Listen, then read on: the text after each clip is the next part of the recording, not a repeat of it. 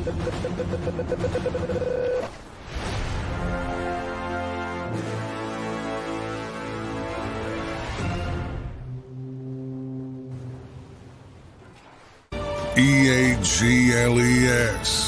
Eagles.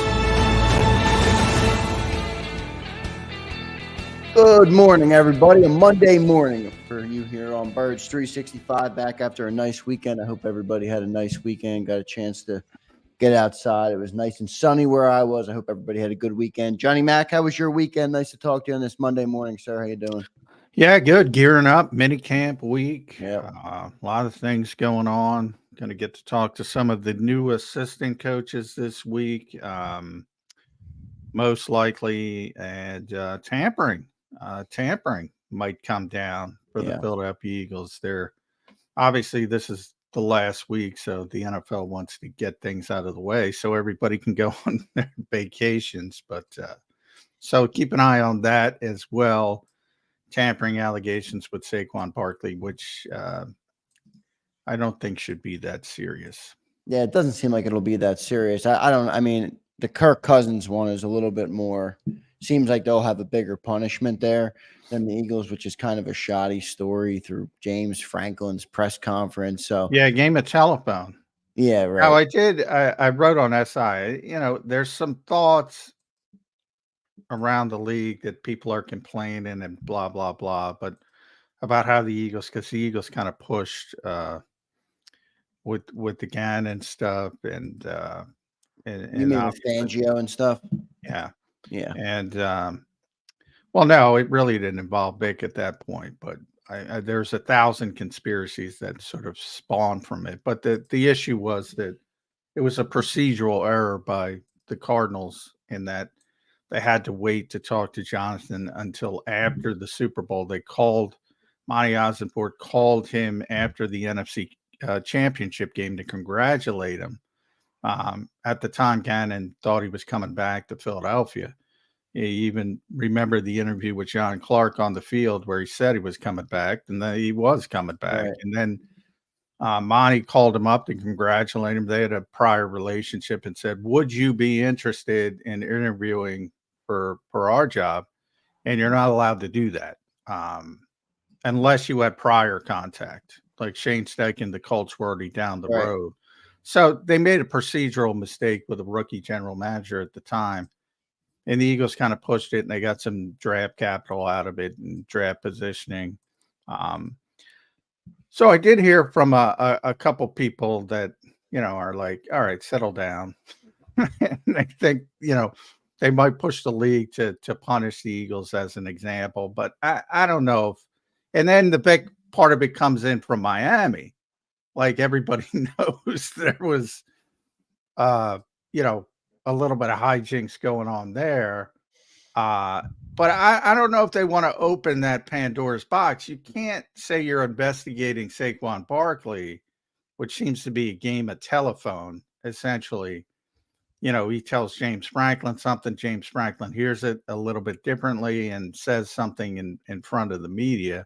I don't think that's that serious. And if you want to say, oh, but what about this? What about that? Well, then you got to investigate those specific instances. In the case of Vic leaving Miami, yeah, there was probably some under the table, whatever you want to call it, but it doesn't seem like Miami cares because they were probably going to move on anyway. So, yeah, right. Didn't seem like it was a fit down there anyway. It was just a timing sort of thing. Both ends of that spectrum were a timing sort of thing, and that the Eagles probably should have been more patient just to make sure that all the I's were dotted and T's were crossed, and there was no even appearance of impropriety, but they didn't. They jumped right away. So we'll see. Well, I don't expect it. If it is anything, I don't expect it to be devastating by any stretch of the imagination. It is minicamp week, everybody. Excited for minicamp. Johnny Mac will be down there Tuesday, Wednesday, Thursday. So some good stuff planned. I want to welcome everybody in this morning. Daz, Screwface, Twiz, James Carver, Crowley. We appreciate everybody being here this morning. And for anybody I missed, we appreciate your viewership and your support of the channel on the show as always. So we appreciate that. If you like the show, please show us it and drop us a like on the show, as it will help us grow. John, I just want to close out this tampering story, I guess, until we get the news of what they end up doing. For anybody that missed the story or doesn't know why the Eagles are being investigated for the Saquon, James Franklin had said at a press conference, and I'll paraphrase here, part of Howie Roseman's sales pitch to Saquon Barkley was the Penn State fans being Eagles fans and that type of thing. And he used the word Howie Roseman. He said Howie Roseman, and Saquon did respond to it in his opening press conference. I'm not sure who saw that or who didn't see that, but he said it was through my agent. It was a little bit of a miscommunication with Coach Franklin. So the Eagles are being investigated for that. John, if they do get a penalty, last question on this, what do you think it'll be? Just like a late round draft pick? Yeah, day 3 pick, or maybe even day 3 positioning. If you remember Arizona, they kind of flop picks, and the Eagles got better positioning on one of the issues. So maybe something like that. But yeah, I don't expect it to be anything serious. And I would be stunned if, Howie's been doing this a long time. I would be stunned if he contacted Saquon directly. But if you talk to people from the Giants, and I talked to a lot of people from the Giants side, the Eagles have been interested in Saquon Barkley for a long time. And we're hoping the Giants wouldn't franchise him back before the 2022 season. And they were planning on making a run. So it seems to be an open secret in the NFL. They've had interest in this particular player. Whether that factors into it as well. There might be more to it than just James Franklin. If it were just James Franklin, they probably wouldn't even be looking into it. That's the public thing of how it started to the public's eye, right? The NFL might have found something else or might have done deeper investigations. I guess we'll find all that out, or to some extent, what they find and what they come down with for the Eagles. So we'll get more to that and later in the week. Johnny Mac, minicamp week. I'm pretty excited for minicamp week, the first ever mandatory minicamp in the Nick Sirianni era.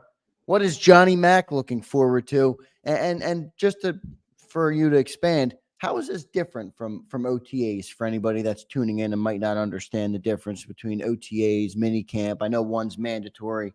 But what's on your mind, and what are you looking for? That's the biggest one, and that is a big one. It's mandatory because a lot of the things we were talking about with the voluntary stuff was depth chart stuff, but you don't really know because some of the guys aren't there. Devontae Smith wasn't at either open practice to reporters, the voluntary stuff. So all of a sudden you have Joseph Nada playing with the ones. Isaiah Rodgers, who was the spring star, the OTA star, the OTA MVP, if you want to call it. Bradberry obviously wasn't there for obvious reasons, and Slay wasn't there for the second OTA practice as well. So, where would Rodgers be if those guys were there? And Bradberry obviously is the biggest story. Does he show up? Do the Eagles do something? Do they trade him? Is there any need at this point for other teams to go in that direction? It's a difficult time on the calendar for a trade. That's why, in theory, maybe you want to hold on to him into August, and then maybe training camp, injuries, attrition, all that kind of stuff, and maybe you can get a day 3 pick for him. On the other hand, if he's here, there's not a lot of good from him being here. From the standpoint of, I know a lot of people have spun it, and James, and I constantly say it, I'll say it again. James is a professional, and he's not going to create waves. That's not the issue. But from the Eagles standpoint, you got a bunch of young players you want to get ready for week 1 in Brazil. And if Bradberry's out there, you're taking reps away from them. So it doesn't make sense from the Eagles' perspective, from a football perspective either, when you talk about planning. Right. So I don't know if the juice is worth the squeeze to push this down the road for Howie Roseman. You always want to win. You always want to get something for a valuable player. But we're talking the upside of this is a day 3 pick, maybe a day 3 conditional pick. Is that really worth it to take away some of Yeah, the right. development and the maybe it is, maybe it isn't from his perspective, but there's more to it than just, oh, James should show up and be a professional, because he shows up and and he's being a professional. And even if he teaches Quinyon Mitchell like the best teacher in the history of the world and Cooper DeJean, that means he's out there playing and taking reps away from them. So there's a lot of unintended consequences to this type of stuff. Yeah, I say it all the time. If I'm the Eagles, I just let them go and say thank you very much. But it doesn't seem, if they were going to do that, they would have probably already done that. right. That's my next question. Have they, in a way, have they tipped their hand because of the calendar now? We're June 3rd. We're after the June 1st deadline where everybody was saying, oh, he'll be a post June 1 designation and they'll release him. You can do that at any time. You Right. You can do that at any time. But now Yeah. we're officially after that date. We're 1 day from mandatory minicamp, and they still haven't moved on from James Bradberry. Part of me feels like if they were going to do that, they would have done it by now, because there's not even an opportunity really across the league for an injury or something of that sort. I guess maybe they're going to go into camp with him. And by the way, I think James Bradberry is going to show up. I don't think James Bradberry is going to take a financial hit because Howie didn't want to move him. That would be my perspective. Yeah, and there's, you can have him show up and say, come up with a groin injury, a hold right. in, Yeah. So he doesn't get fined. Yeah. You can do that. So there's a lot of ways you can handle it, but from the perspective of, the real deadline is not June 1st, it's June 4th, and that's the start of minicamp. If he's here for minicamp, that's an indication that the Eagles are going to hold him into the summer, which is, I don't agree with it, but it's their right. Yeah, and they might do it. John, what's the expectation this week in terms of access for you guys? Are you guys going to be full availability? Are you guys going to be out there for the full practices? Maybe just limited on phones like normal, or is it a more brief period for the reporters to be out there? No, all minicamp practices are like training camp practices, open. The entire practice is open. You can only film for the first 10, 15 minutes. Right. No team drills or anything like that. No. Yeah. No, you can never can you film a team drill from ironic, Well, that makes sense. Yeah. No, it doesn't make that much sense when you think about tons of teams around the NFL have open practices still, lesser than used to be, obviously, but there's still many teams around the NFL that have open practices for their fans during training camp, and you can't stop fans from filming stuff.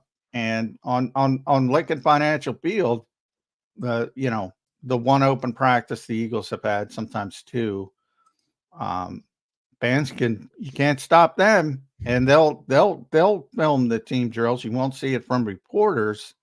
And it's kind of silly, but it is what it is. Yeah, I guess part of it is management of how big the reach will go. Somebody on Twitter might not get the same amount of reach as if every reporter's out there tweeting it, writing an article. You know what I mean? So maybe that from that perspective. But I do see what you're saying. Yeah. Well, these knuckleheads think it's a big deal. And the Cowboys are culling through a bunch of social media and trying to find these clips. Nobody cares. Nobody cares. But it's the way of the NFL. They all think they're in the CIA. Yeah, they really do. Marcus Hayes, guys, coming up as our first guest on the show today. So we all have Marcus Hayes from the Philadelphia Inquirer. Marcus does great work. He's a guy that stirs the pot sometimes, but he always writes what he feels, and he says what's on his mind. Let's go to Angel Martinez, who drops us a super chat this morning. Good morning from Bakersfield, California. I love it. So all the way from the West Coast, we appreciate you being here, Angel. Same town as Sean Stevens. I've heard a lot of talk on here about other corners, but haven't heard him mention much. Is there a chance he makes the team at all? I know he had an interception in the OTA last week, but Johnny Mac, what have you seen from Sean? Is he a sleeper to make the team? I wouldn't say a sleeper to make the team because the Eagles are so deep at cornerback, but he's certainly in the conversation for the practice squad. And he did close the practice last week, the OTA practice last week, by intercepting Tanner McKee on the final play. So it was the fourth of 4 interceptions for the defense in that particular practice. And so, obviously when you splash, you think about Eli Ricks and the first preseason game. Was it the first one? Whatever. The preseason game in Baltimore where he had the pick 6 late in the game. And, 4th string quarterback, but it opened people's eyes, and all of a sudden he's making the football team. So it's always good when you open eyes and you make a big splash play, and Sean was able to do that. Interestingly, he's played some outside because he's really small, 5'9", really slight. But they had him, we're talking third team, obviously, but would project to be in the slot more than that. The Eagles are just so deep at corner with young bodies. It's going to be really tough to keep them all. And a guy like Sean Stevens got a shot at the practice squad, no question, but probably there have to be quite a few injuries for the initial 53. Yeah, so we'll see how it all plays out. Some good storylines. Another super chat I want to go to real quick, Johnny Mac. Thoughts on moving Blankenship to nickel linebacker? He's going to play probably out there in big nickel, but John, what's your thoughts on that? Yeah, it hasn't been the case. The Eagles like Reed Blankenship as a safety, and they used a lot of big nickel last year, and it was, Sidney Brown or somebody like that moving down closer. And I think this time around, that would be Cooper DeJean's role. We'll see how it shakes out. That's where I think, part of getting him on the field is going to come to fruition, at least early in the season. But as far as the safeties, yeah, I think it's going to be Reed and obviously CJ Gardner-Johnson. And no, I don't think he would be the big nickel guy. Yeah, so we'll see how that all plays out. Let's get to our first commercial timeout. Johnny Mac, Marcus Hayes from the Philadelphia Inquirer coming up next. A great columnist here in Philadelphia. Always writes what's on his mind and always gets the people talking, gets the people thinking. He certainly does that for me. So we'll talk to Marcus Hayes coming up next on Birds 365. Thanks, everybody, for tuning in this morning. We see all you guys in the chat. We appreciate the super chats as well this morning. Stay tuned. Coming up next is Marcus Hayes on Birds 365.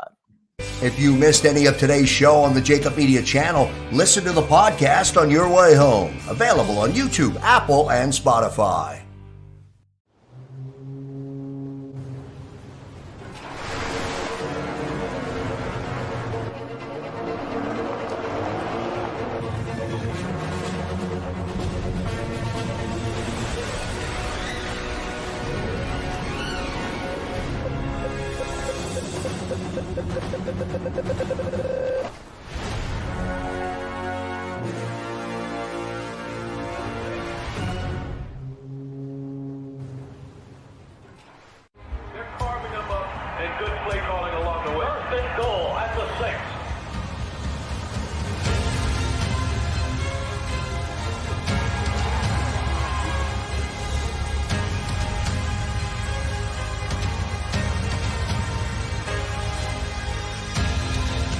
Field of life, First Trust Bank is there for you. Champions on 3. 1, 2, 3. Because Philadelphia dreams deserve a Philadelphia bank. Heading down the shore. Have a ball once more. Here, imaginations run wild and time stands still. Because here, you can find the best of the Jersey Shore, all on one 5-mile island. So leave the old you behind and get lost in the woods. Wild, wild, wildwood day. Plan your stay in the Wildwoods today.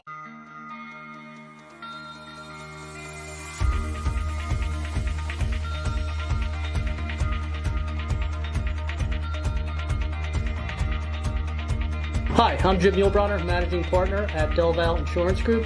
Give us a call. We're a local, knowledgeable agency, not an 800 number. Go Birds!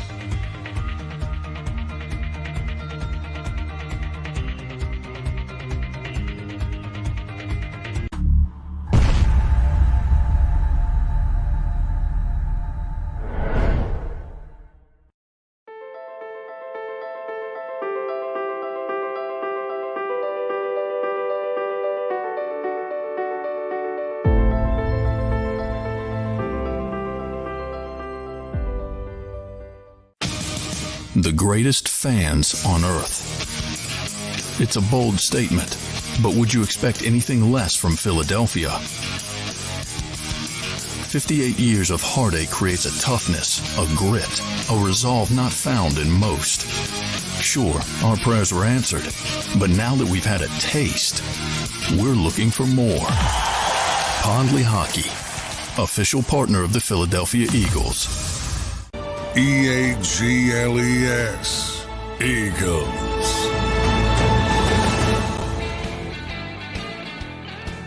Welcome back in, everybody. A mini camp Monday edition of Birds 365, joined now by Philadelphia Inquirer's Marcus Hayes. Marcus, welcome to the show, man. How you doing this morning? Thanks for having me. Good to see you, Marcus. Wanted to get you on this week because I enjoyed your Howie Roseman column. So hat tip right off the bat for that. But also, you know, some of the issues you brought up. We'll start with the idea that Howie is untouchable, which I've always thought, and Howie hates that too, by the way. But I always thought it was crazy. He's already been demoted once. We've already been through Joe Banner, who was as close as humanly possible to Jeffrey Lurie, and he moved on from Joe Banner. I think Howie Roseman has a longer leash than almost any other GM in the NFL. I think that's fair to say. But the idea that he's got a job forever. You've been around Jeffrey Lurie more than most. Your thoughts on that part of it? I think the most significant piece of evidence that you can point to is that Joe Banner, who built not only the Eagles, but established the calculus for running every current NFL team, I think they came along in the second year of free agency and salary cap, right? So Joe Banner mastered it almost immediately. He understood as a business person what it took to run a business, where most teams had former coaches and players with no business acumen whatsoever. Everybody in the league has a capologist now because of Joe Banner. Everybody in the league has, these, things like voidable years and all the tricky stuff exists because of Joe Banner. Joe Banner wanted a piece of a team, and he had to go somewhere else to get it. He built the team. He built the Eagles, got them to a Super Bowl, and he had to leave. No one is sacred in any business, probably, but certainly no one is sacred to Jeffrey Lurie. Now, the difference between Joe and Howie is Jeffrey thinks he built Howie. And it's very, very difficult to admit that your adoptive son, the guy that you created, is no longer as astute, or maybe there just needs to be fresh eyes and fresh blood.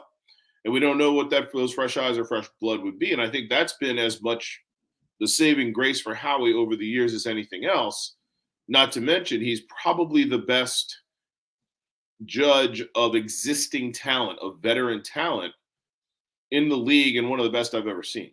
So those are his two, saving graces. It's hard to replace him because he's very, very good at certain facets of his job. But, let's be honest. If they go 6-10 in 2017, if Nick Foles doesn't win the Super Bowl, if Carson Wentz doesn't become an MVP candidate, we're probably looking at somebody else in that job in 2018. I mean, Howie coming out of 2015, 16, and if 17 had been bad, he'd have been a demoted guy who couldn't turn a team, get a team going again with a lot of they had a lot of really, really, really good talent. I mean, all the guys that are retiring now were in their prime back then. That team had to win. Yeah. So no, nobody's untouchable. And the second bit of evidence, for me anyway, is the Eagles do not dispute that they contacted or they were interested in hiring Bill Belichick. And if you've been around the league at all, you know that no matter what exists before Bill Belichick gets there, it's not safe. And that includes Howie Roseman. Yeah, Marcus, how much credit do you give Howie, though? And I think part of what you're saying, I mean, part of the reason Howie's earned so much, ability to keep his job here is, like, even just transitioning out of the Carson Wentz era, this team was, the trajectory was up every year after that, after they moved on from Doug. Most GMs are gone with the head coach or gone with the quarterback when there's major change like that. Howie's been able to rebuild the roster in such a quick and efficient way to where the Eagles are contending, even with two top paid quarterbacks in the last 8 years. Most teams don't do that, where you see a purgatory. You see teams trying to turn it around. Howie's been able to do that quick. How much credit do you give him for that? And how much credit do you think Lurie gives him for that? Well, I think he loves him for that. But Zander, I'm not sure if you were around for the last 7 weeks of the season. Yeah, they're not on an upward trajectory right now. And not only are they not on an upward trajectory, there are the issues I raised in the column are troubling issues. And I didn't even talk about the head coach's actions, the way the head coach carried himself and his inability to turn it around. And there are, for as many, so you can argue. I like that you brought this up, because let's review the team since 2017. 18 was bad, 19 was worse, 20 was a disaster. 21 was pretty good, 22 was pretty good, 23 was a disaster. So 4 out of the last 6 years have been, pretty big disappointments. And the only year that was a surprisingly good year was 2023. In 2022, looking at the roster, independent of Jalen Hurts' ability, I thought that was an 11-win team. Nick's first year, or 2021. I thought that was Nick's first. I thought Nick should win. I thought I should win. John McMullen and Zander Krause as an offensive genius duo. I don't know about that. I'm not going to go that far. We had a healthy, young enough Brandon Graham, Fletcher Cox, Jason Kelsey, Lane Johnson, and that's kind of all you need to start a really good team. And I just, again, Howie's genius, as we've learned, is taking veterans, the right veterans, inserting them and letting them play.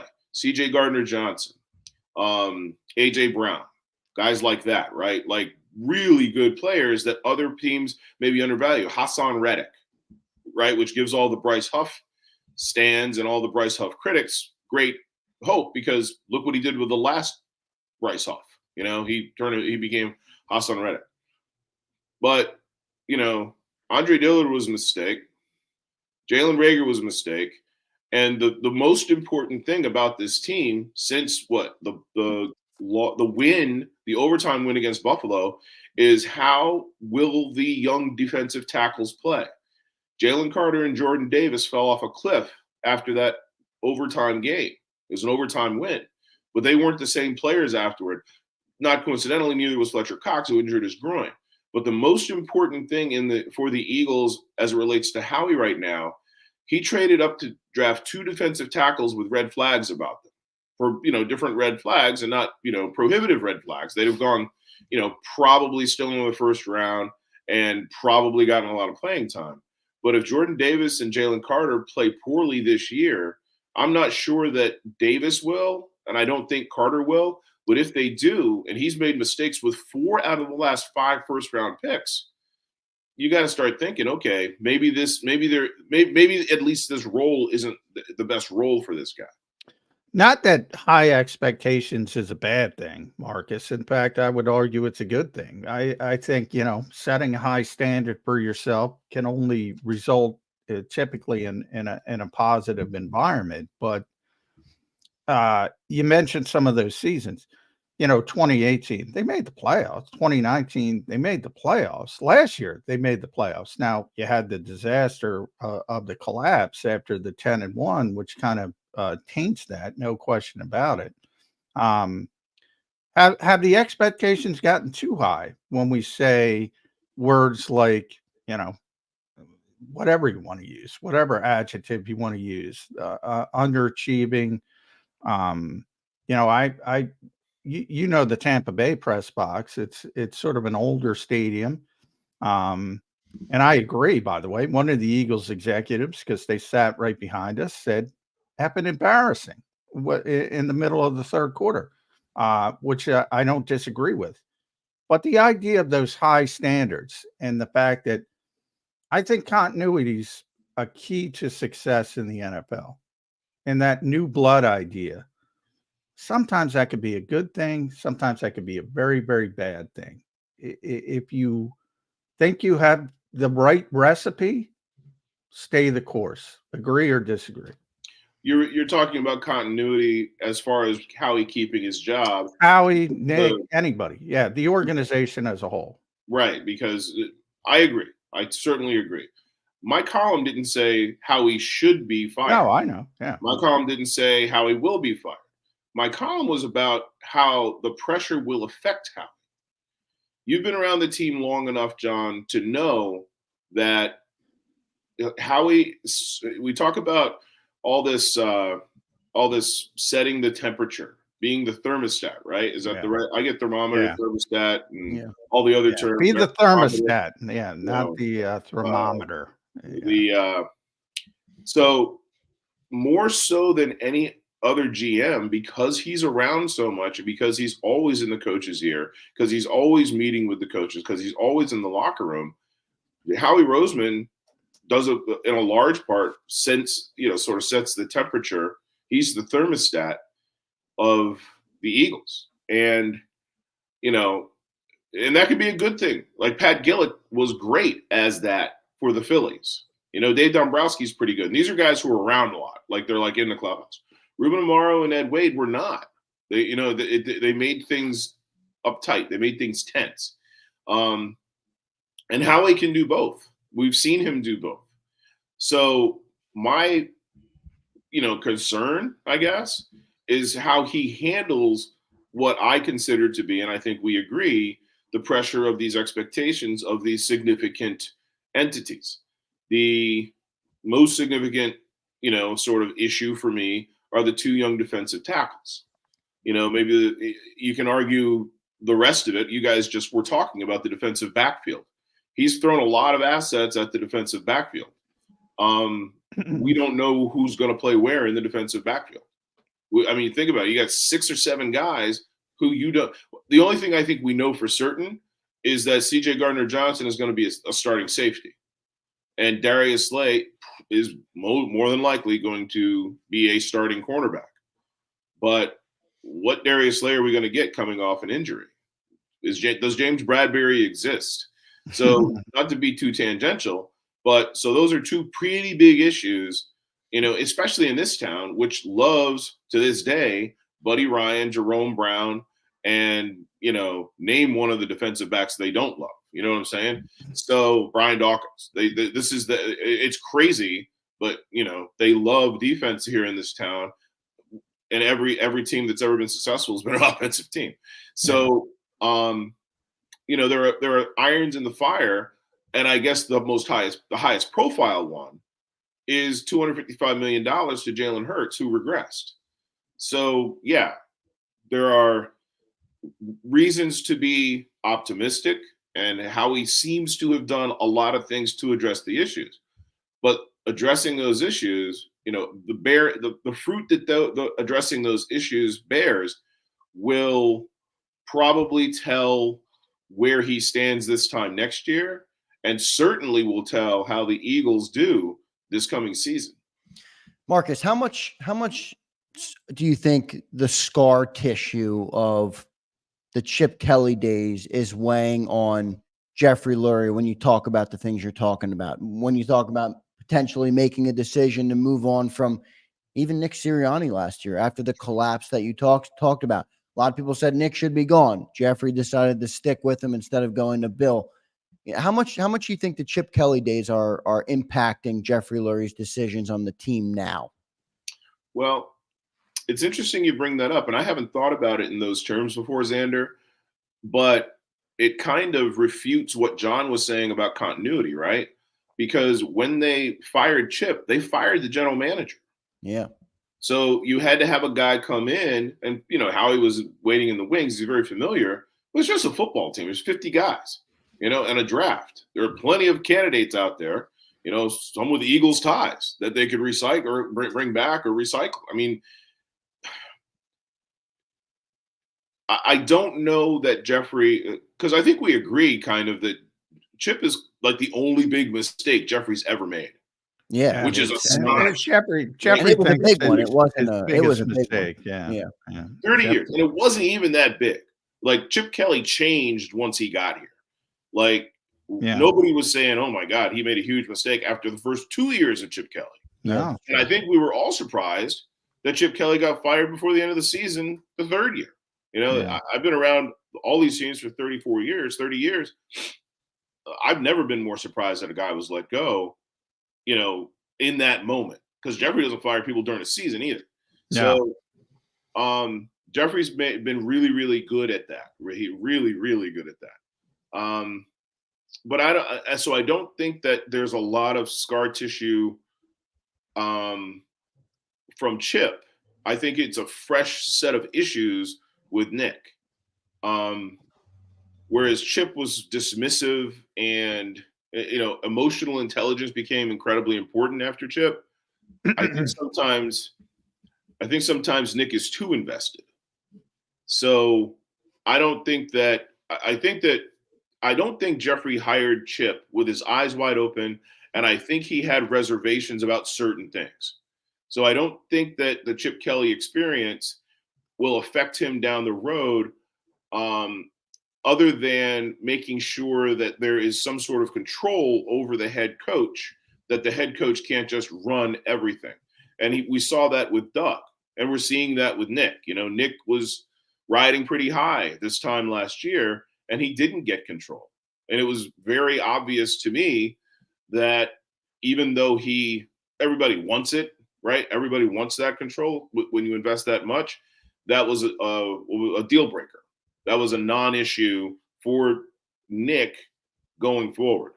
And honestly, we heard rumblings about Belichick turning over a new leaf, being more conciliatory, being able to work with people, promising people that wouldn't be the case again. But I really think that was one of the issues that made Jeffrey a little leery and of pursuing the Belichick angle. Not that there was a whole lot of fire there, but there was certainly smoke. He thought about it, and it surprised me that he thought about it, honestly. Yeah, it's surprising from the standpoint, Marcus, of his history hiring head coaches. If you go all the way back to Ray, and the fact that, it's unknown, young, off the radar guys to a certain extent. Andy wasn't even a position a coordinator, was a position coach, and all of a sudden he's a head coach, and that worked out beautifully. Chip was probably the highest profile because he was such a hot candidate coming out of college, but it was a college coach, and obviously Doug was down on the list.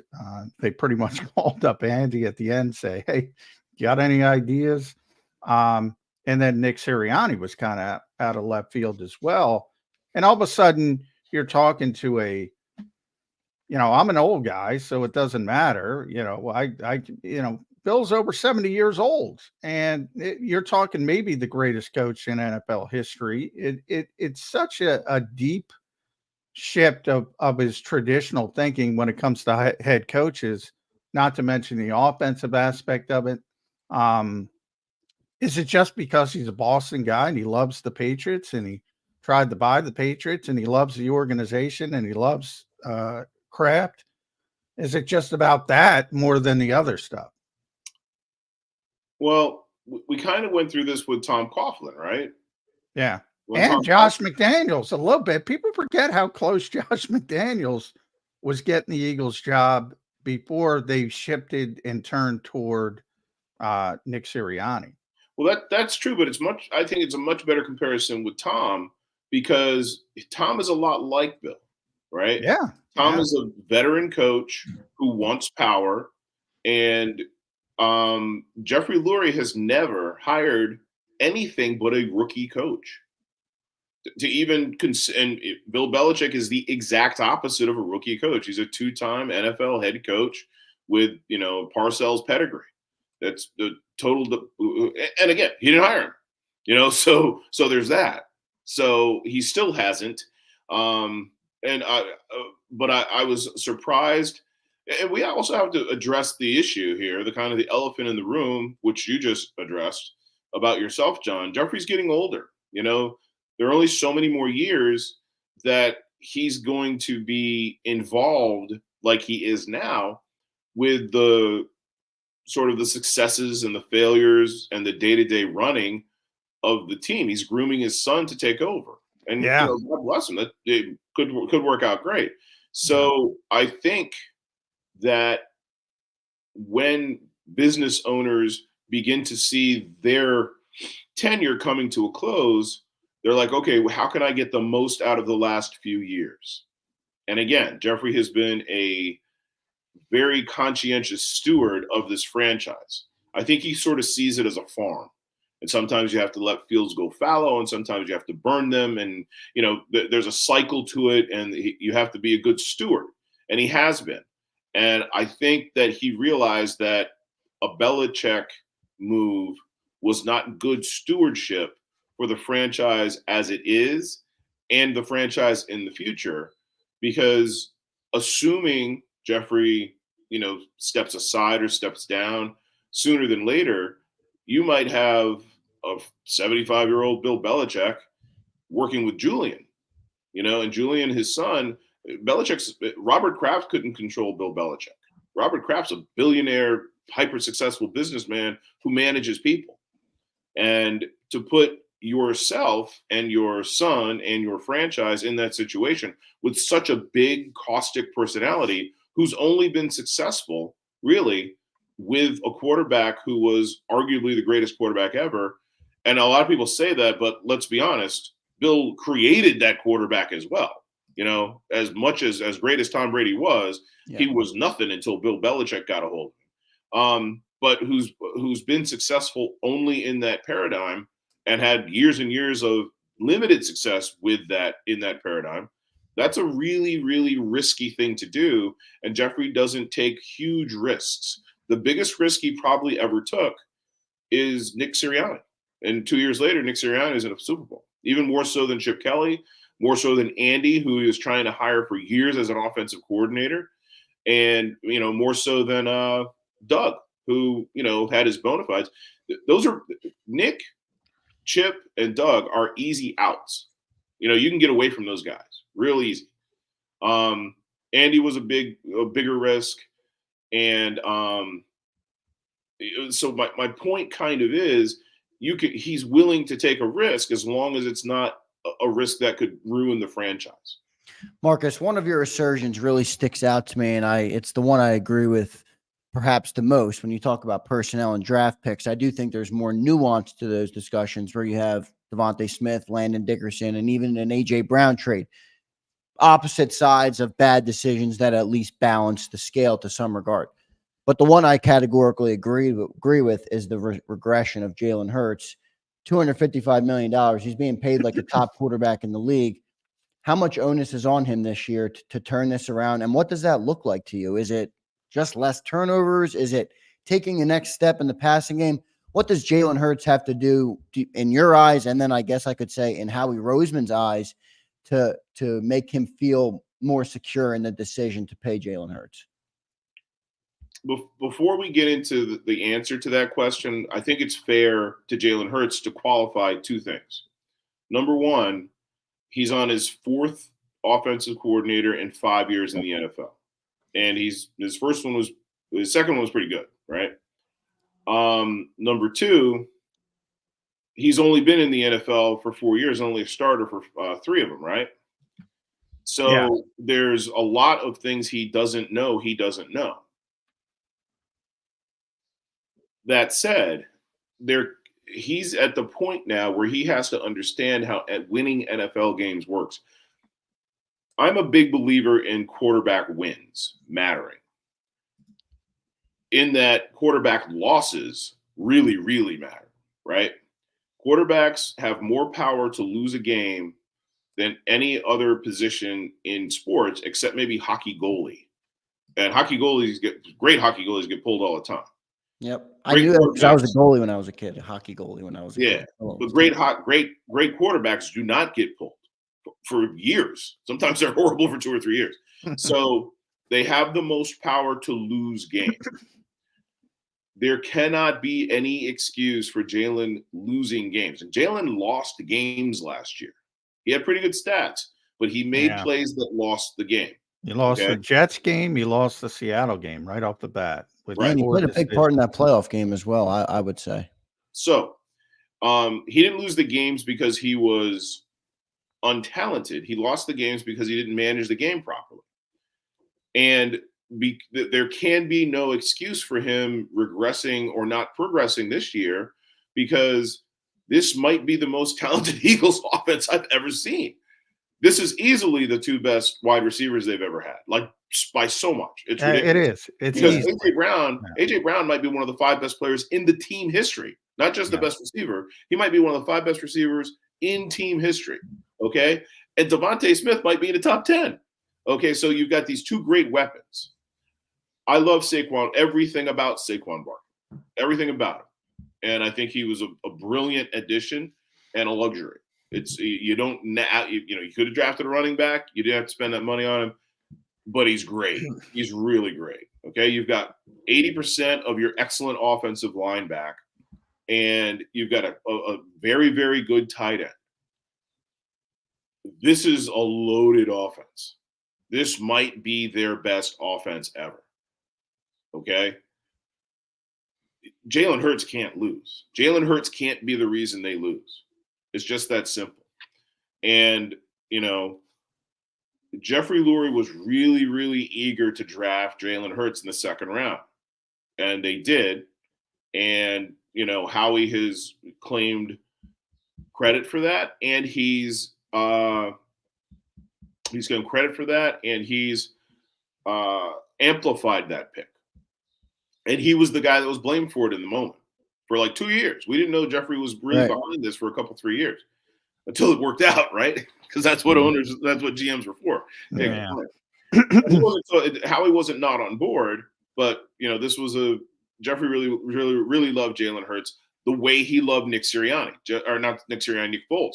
So the reason Nick Foles was there in 2017 is because Jeffrey Lurie was willing to eat $10 million on the backup quarterback spot to acquire Nick Foles and get rid of, what was his name? The backup that came with Doug from Kansas City. Chase Daniel. Chase Daniel. So I said all that to say, Howie's been thumping his chest pretty hard over, look what I did in acquiring, and we've developed this quarterback factory. That's where Quarterback Factory was. Yeah, that was a mistake. The Quarterback Factory. Well, you can argue if Jalen Hurts. I just mean the labeling. Well, that's the thing. I mean, maybe the label they're worth the label if Jalen Hurts goes to the Hall of Fame or goes to six Pro Bowls or something like that, right? So, but yeah, 255 for a guy who wasn't a top 15 quarterback last year. If he's not a top 10 quarterback this year, it's a mistake. That's all it is. And you can make mistakes, and you can win making mistakes. Like Jalen Hurts doesn't have to be an all-pro for them to win, but he can't be the guy he was last year losing games.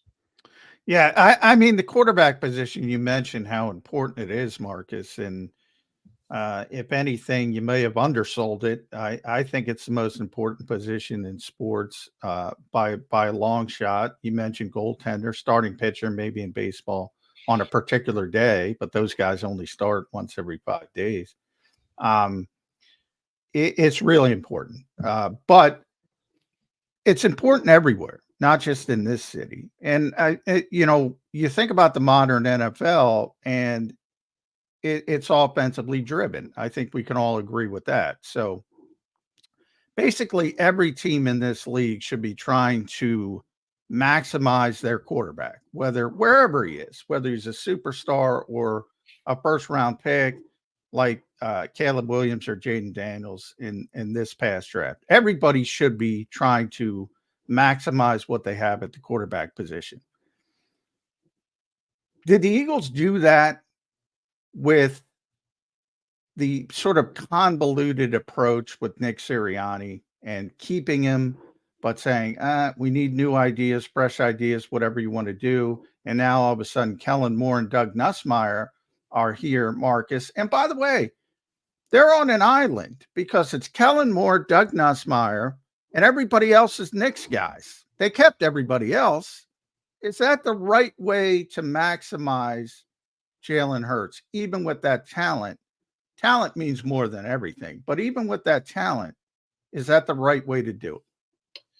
Well, I guess I'd have to ask you, John, and I don't mean to, throw it right back to you. What would have been the alternative? The alternative would have been, I hired a young offensive coordinator. If you don't think there's going to be growing pains, that's your fault. Status quo. Get All better. right. Shane That's Steichen fair. wasn't great in his first year, and all of a sudden, bang, boom. Well, I'll takes off. argue that point because Shane Steichen was the guy that saved the franchise when Nick stopped calling plays. Like, they don't go to the playoffs without Shane Steichen, who Sure. I don't know about you. I don't mean to be, again, too tangential, but I have a I love had a Shane. hard time I love getting my Shane. hands around Shane Steichen. I still have a hard time figuring out Shane Steichen, who's productive. He's a good coach, but he's like spaghetti with no sauce. You know what I'm saying? Like, there's not a lot of flavor there, and that's on me. It's not on Shane. Shane, whatever Shane's doing, he's doing the right thing. He's doing it well. I honestly would not have had a problem with them retaining Brian Johnson. I don't think Brian Johnson was as much the problem as the players were. And there's going to be some outrage from what I just said there. I understand that. But, there were failures frequently in front of Jalen Hurts that affected Jalen Hurts. And I don't know why more of this. It's kind of like talking about some of the more outrageous stuff Trump has done, like factual stuff he's done and said. Not more isn't made of it. Jalen Hurts and A.J. Brown went off script with the last play on a road game, okay? Oh, yeah. Which is Oh, yeah. remarkable on itself. Not just, they didn't call an audible, they called a different play that had nothing to do with the initial play, all right? And By the way, can I chime in, Marcus? Because I want you to also address that particular play. Right. Because at least AJ took accountability. The quarterback hasn't taken accountability to this day. Well, does that bother you? Does that bother you? Because after A.J. Brown, in defending his coach, his relationship with his coach, by saying, I get to do whatever I want, the coach came out and said, yeah, that's fine. Yeah, that happens all the time. That's absurd. You can't run a team that way.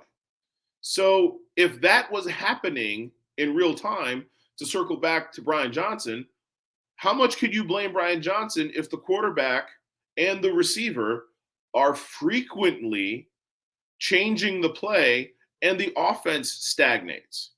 Now, you can argue, well, he'd failed before. Brian Johnson had failed us before, and we were just trying to do the next best thing. We knew his play call was going to fail. But number one, so what? Your play calls failed too. Number two, one of the things that's eroded more than in sports more than anything else is respect for the coaches. That's insubordination. That's rank insubordination, and it's endorsed. It's allowed by the head coach. So what kind of respect can you have for Brian Johnson how can you blame Brian Johnson when the plays he called aren't being run? And what kind of respect do you have for Nick Sirianni, who's allowing you to get away with it? It's like being a permissive parent. We've all seen those kids on airplanes. Oh, yeah. Right? So that's what Nick has been. He's been a permissive parent. To who?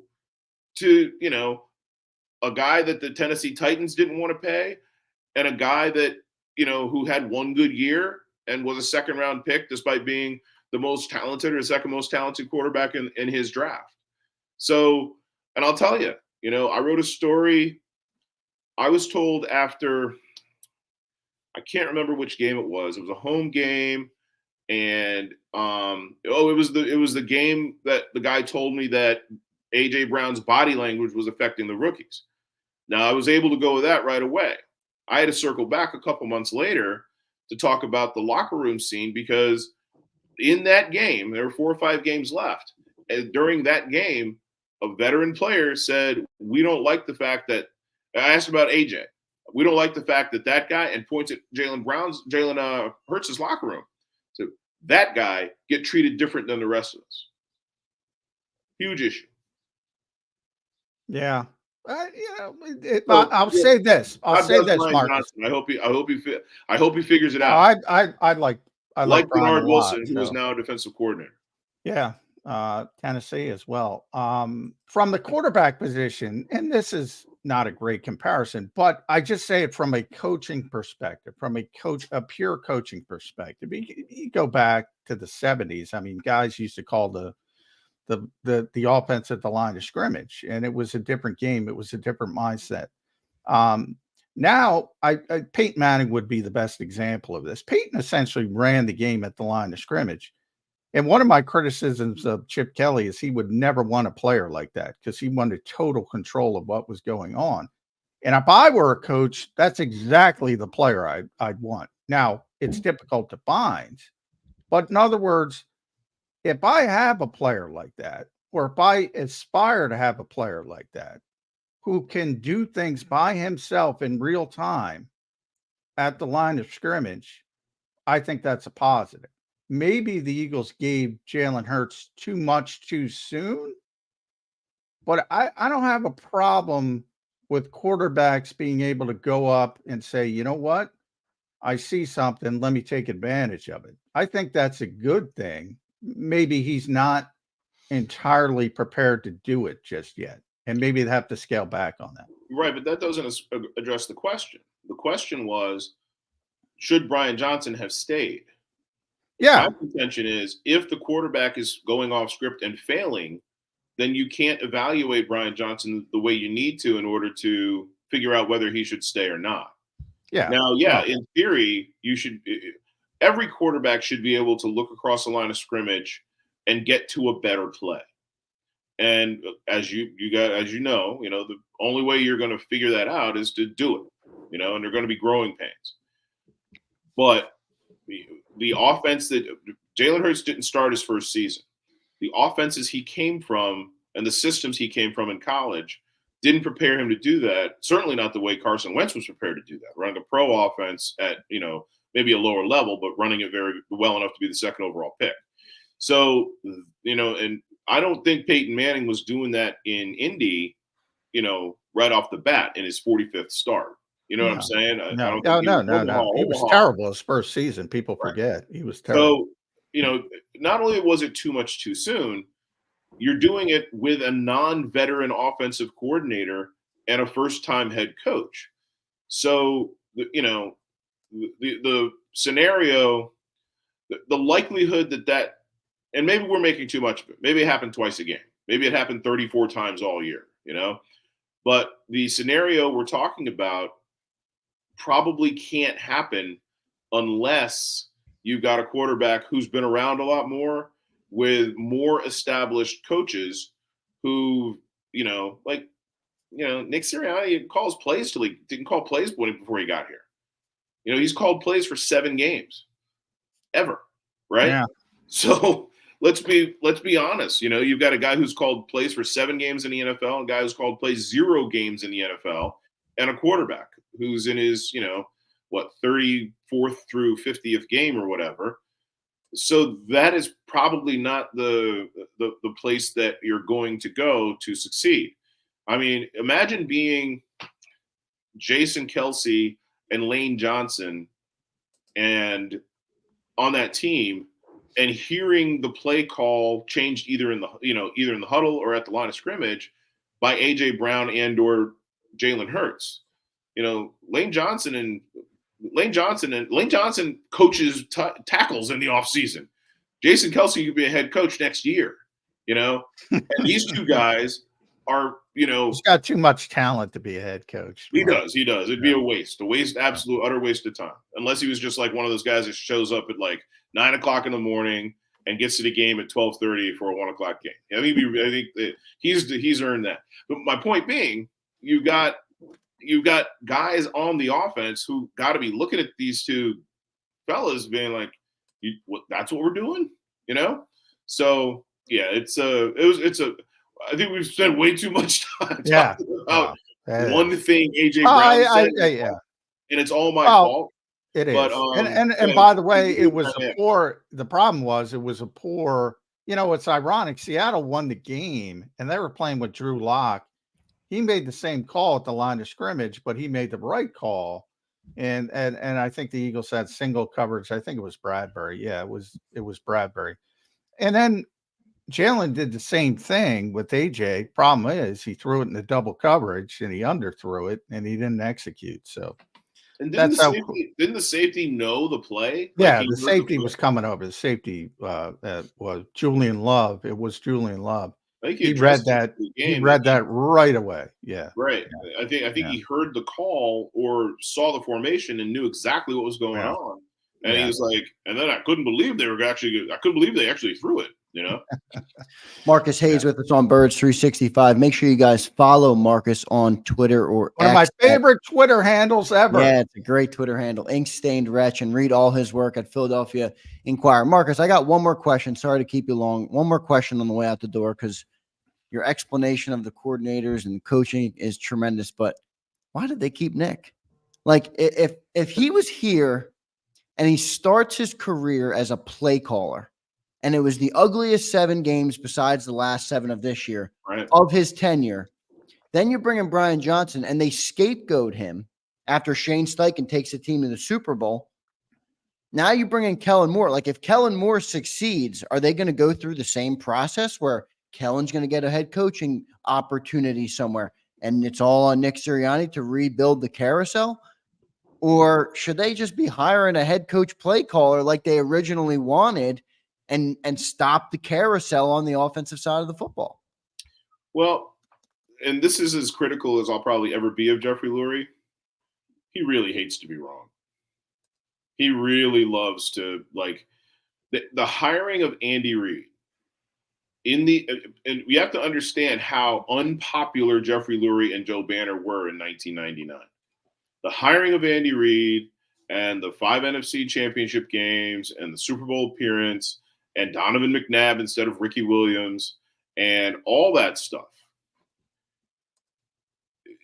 It validated he and Joe Banner, but Lurie more than anything else. Lurie was an interloper. Lurie has a PhD, I think, in women's studies from Brandeis. Okay. Jerry Jones ain't got one of them. So being right about stuff that other owners aren't even really sniffing, I think is his greatest satisfaction. And if that's critical, I'm sorry. I've been around Jeffrey for 30 years. He's proud of his genius, his brilliance, and he's really good at that. That said, I think sometimes it can be blinding. And the Chip Kelly hire was a bad hire. But he got Chip. And they were going to, again, in 2013, they tore up the NovaCare Center and made it a sports science institute. Yeah. Chip had guys drinking shakes and wearing sleep monitors. I mean, this was astonishing. The entire culture changed under Jeffrey Lurie. Yeah. And when he had to fire Chip, it broke his heart because he was wrong. Yeah. Same thing with Nick.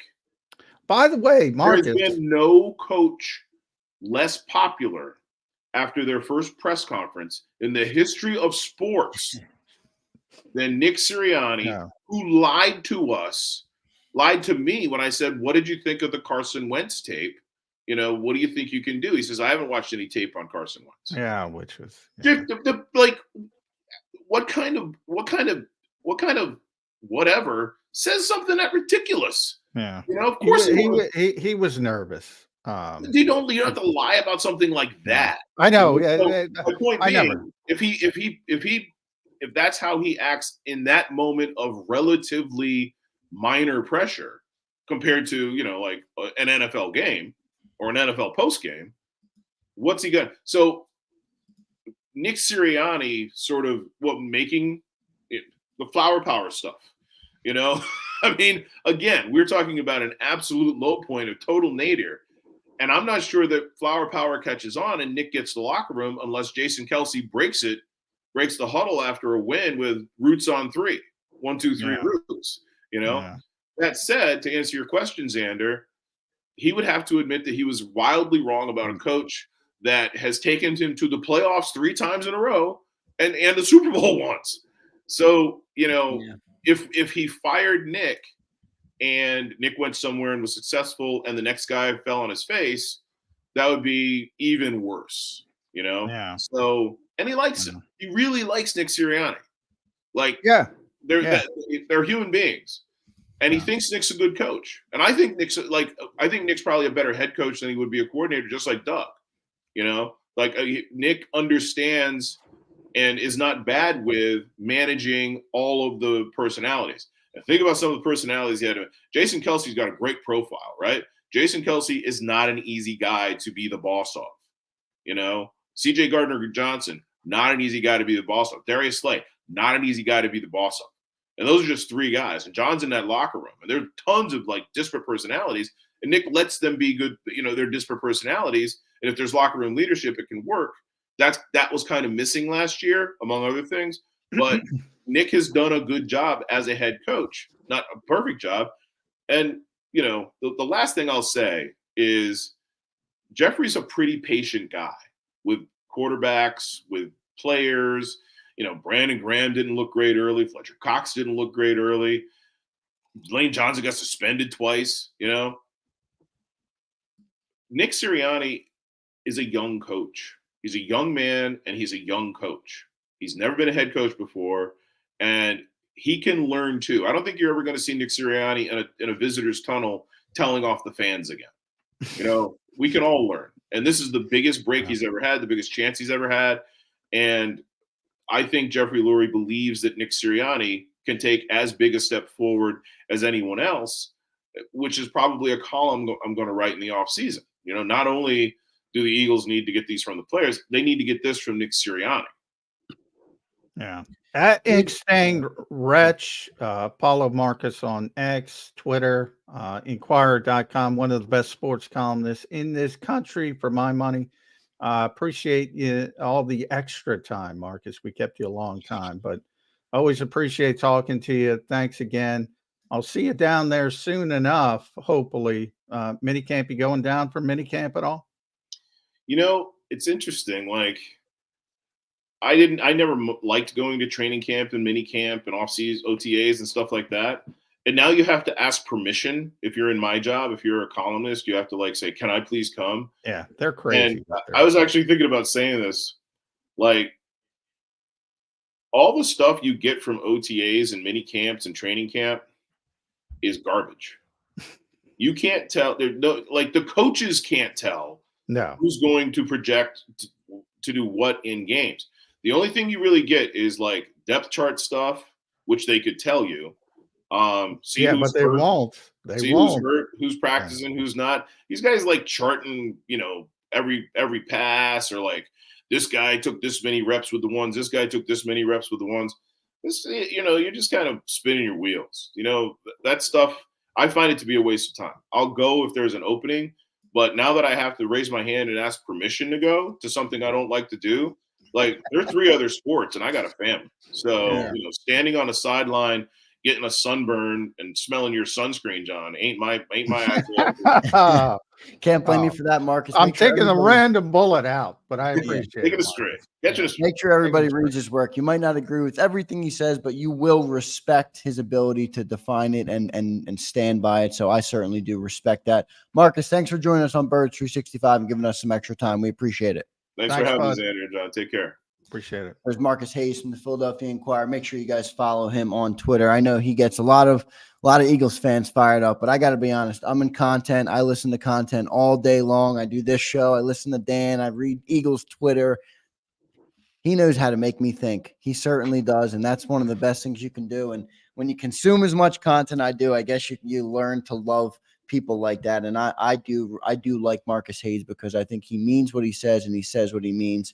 And he makes me think. Johnny Mac, what was your takeaway from Marcus Hayes? That's something I didn't expect to be talking about on June 3rd. I got to be honest. Howie Roseman, potential hot. Yeah, well, he wrote a column, so I wanted. Yeah, it was a great column. I read it as well. Yeah, I wanted to get him on because he's one of those guys, and look, a lot of people want to hear cheerleaders, and Marcus isn't a cheerleader. I'm not a cheerleader, so I respect people like Marcus. He's trying to tell you the truth. In an objective fashion. Sometimes it's good. Most of the time it's good with this team. Sometimes it's not as good. And he does one of the best jobs about it, doing that. The guys who are blowing smoke up here and everything's great. I got to be honest. The people that like that, I don't know why you'd like that. Not being told the truth, not being told what's going on, not being, told explained some of the issues and some of the things that need to change, because there's a lot of hype on this team, and some of it's deserved, some of it's not deserved, and there's a lot of question marks as well. Pointing them out is not a negative thing. Yeah, I agree with that, and I thought he made some good points. I can't say I agreed with all of them, but I do think he makes a good point, and like I said, I respect his ability to sit there, face the music, and back it up all the way to the bank. So pretty good stuff there. We'll take a commercial timeout. We got about 45 minutes left to play on the show today. John and I are going to get into what to expect on this week's mini week. Eagles are at mini camp this week, Tuesday, Wednesday, Thursday. So if you believe Marcus, it means absolutely nothing. But he's right. He's right about the veterans. Yes, I do believe it means a little bit to the younger players. But yeah, I wouldn't overemphasize it. As I always say, we can only talk about what we see at the particular time of year. But yeah, I'm not going to be replying. I'm not going to be referring back to OTAs in May when we hit training camp in the regular season.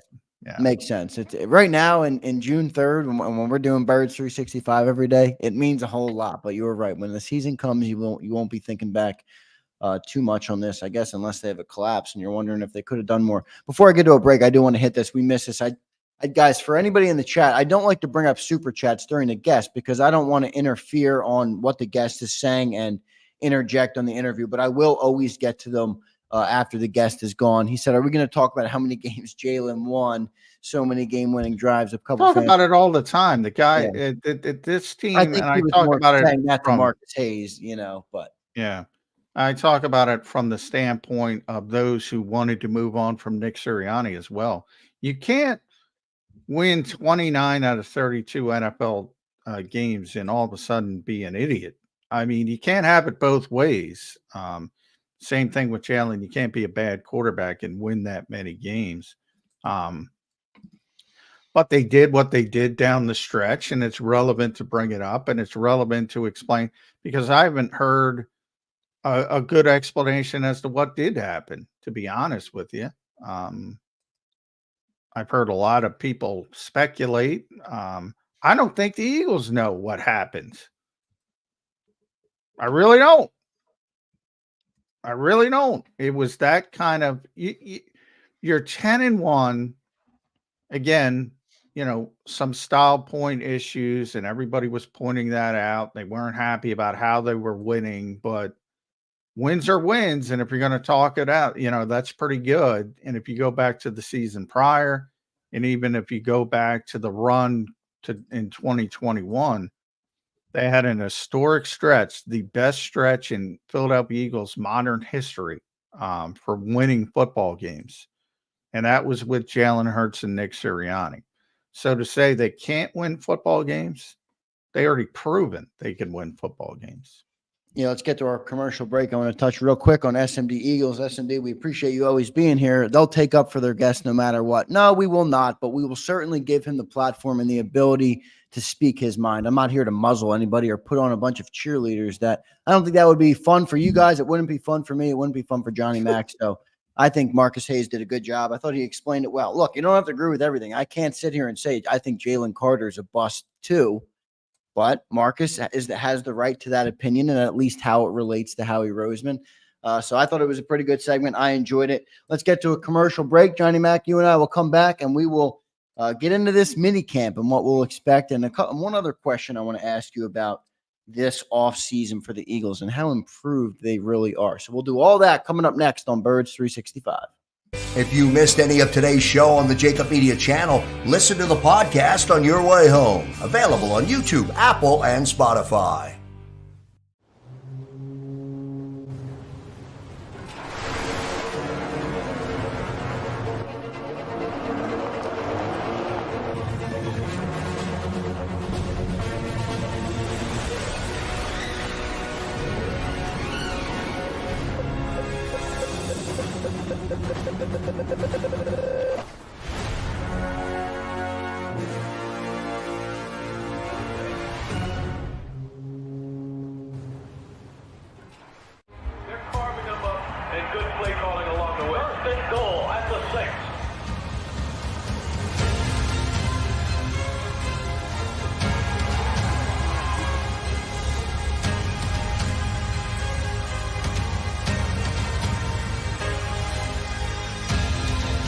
Field of life, First Trust Bank is there for you. Champions on 3. 1, 2, 3. Because Philadelphia dreams deserve a Philadelphia bank. Heading down the shore. Have a ball once more. Here, imaginations run wild and time stands still. Because here, you can find the best of the Jersey Shore, all on one 5-mile island. So leave the old you behind and get lost in the woods. Wild, wild, wildwood day. Plan your stay in the Wildwoods today.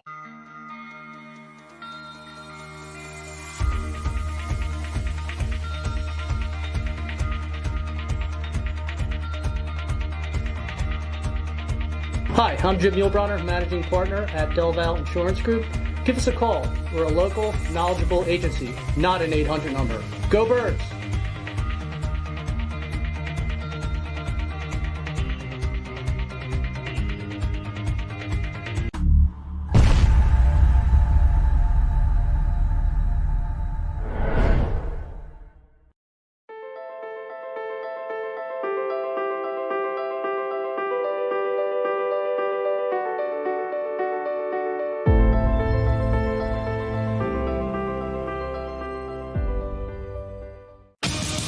The greatest fans on earth. It's a bold statement, but would you expect anything less from Philadelphia?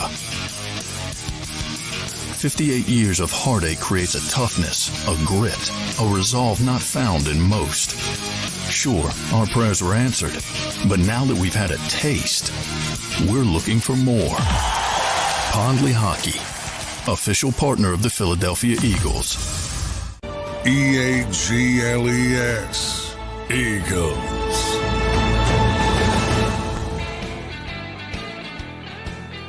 Welcome back in, everybody. A Monday edition of a mini camp Monday edition of Birds 365 back here, getting ready for mini camp, which starts up tomorrow. So Tuesday, Wednesday, Thursday, the team will be back. Johnny Mac, is this the best chance of the summer before training camp to have a look at the depth chart? And I say that because it's mandatory. So Devontae Smith should be there. All those guys who might have missed last week will be there.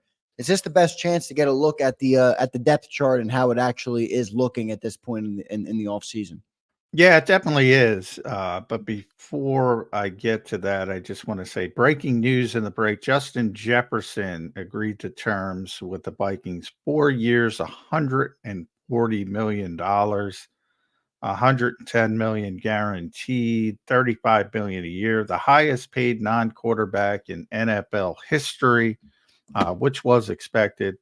But again, another indication why it's a really good idea to get AJ Brown, Devontae Smith done as early as possible. Um, and you know, that's the top of the market there it's set, and that's a pretty explosive top of the market for the wide receivers. So the Eagles again getting a little bit of a break by being proactive. And that's gonna the AJ Brown, Devontae Smith contracts are going to continue to look better and better. But to your depth chart point, yeah, because everybody's there. Everybody who's available is going to be there. And you're going to see the actual depth chart. So Devontae Smith is out there. Now it's going to be Devontae, AJ Brown, um, and Paris Campbell, most likely as the starters in the 11 personnel. Mekhi Becton had been starting at right tackle. So all of a sudden, he gets knocked down to the second team with Lane Johnson being back. He'll be at practice, obviously. CJ wasn't there. CJ Gardner Johnson wasn't there last week. So you'll see him and Reed back at safety. So, yeah, you get a better indication of where the depth chart really is. And Bradberry would be the biggest question mark. This year, he's going to be starter in, name only. Not going to be the starter week one, but he's going to be the starter. And it gives you the best look at the depth chart at this stage that you could have. Yeah, pretty crazy breaking news there. You just said there, Johnny Mac. Justin Jefferson finally signs. We are closer than we thought to a $40 million a year wide receiver. That's a crazy deal. 4 years, 140, so $35 million a year with $110 million guaranteed. So it's nearly $30 million guaranteed, or $27.5 million a year guaranteed. So pretty crazy numbers there. I guess that does show, though, how ahead of the market the Eagles were. Not by that much, I guess you could say. AJ got $32 million a year, so Justin gets $35 million, and maybe Justin Jefferson might be the best receiver in the NFL. So pretty close, but at least it still works. Johnny Mac, what time do you go down there tomorrow? Do you know yet? No. Well, I'll get the schedule sometime tomorrow. Today, going to head down, talk to some assistant coaches for off-season access from that standpoint. But for actual mini camp, the schedule will come out later today. What else, Johnny Mac, are you looking for as you head down there tomorrow? I know we talked depth chart a little bit just now, but is it kind of similar to an OTA to you, where you get to see everything they're doing, or is there a difference? I know you said you're going to talk to some of the assistant coaches, so that's good. But what's different about this, and what is something that you're going to do this week that will allow us more information on the football team? It's basically there's not that much different, other than you're getting back to back days. And who knows, it might end up being only 2 days, but I mentioned that last week. A lot of teams tend to scrap the final day around the NFL. It's been sort of a trend where they go out and do some team bonding exercise, bowling, something like that. So we'll see how that shakes out. But you get to see back-to-back days. We're only in there once a week for the OTAs, which are basically clusters of 3 as well, but we only get to see one of them. So, in the case of, let's say, the young cornerbacks, maybe they were rotating, Quinyon Mitchell, maybe he got some first team reps when we weren't there. Now you'll be able to see, in theory, back-to-back days. So everything becomes a little bit clearer, at least the starting point. So, and then the coaches, before they go on vacation, they'll Did anybody stand out? Did any of the young players seem worthy of starting out, getting bumped up to maybe the second team from the third team, things like that. But Marcus, yeah, and in his biting style, doesn't mean that much for veterans, to be honest, to be kind. But younger players, I do think there's some value to it. Yeah, and it means something to me because we get information and we're doing a show every day. And I think the people who are on here every day are obviously, big Eagles fans, and we do get to get an inside look. So from that perspective, it's we like it for that, and I think the team likes it for what you said, the younger guys. John, I want to ask you because I saw this being talked about on 97.5 this morning. Shout out to John Kincaid and Andrew Salchunas who were talking about this. How much do you think the new coordinators, specifically these two, had to do with there being a first ever mandatory mini camp of the Nick Sirianni era? Because last year, by the way, we had new coordinators too. There was 2 new coordinators last year. That they didn't just put a mini camp in because of that. But these coordinators maybe are both 2 guys that like to coach up their players that want to have more time with them. How much do you think the coordinators had to do with there being a first time ever mandatory mini camp for Nick Sirianni? Not much, to be honest. Coaches want to coach. I mean, and you've always said you don't think it's Nick that doesn't want to do it. No. So yeah, of course, Kellen Moore and Vic Fangio want more time with the players, especially being first year coordinators here. You want as much time as possible. But I'll also point out you can have 10 OTAs, 10 on-field OTAs. The Eagles only decided to use 6 of them. Right. So, if Vic and Kellen Moore, for people that think some weird, and I'm not saying those guys, I don't even know what they said, but I've seen some people say, well, they did it because of Vic and Kellen, No, that's not how this organization works. And by the way, as I also said, there's not a coach alive who doesn't want to coach, who, doesn't want to be on the field.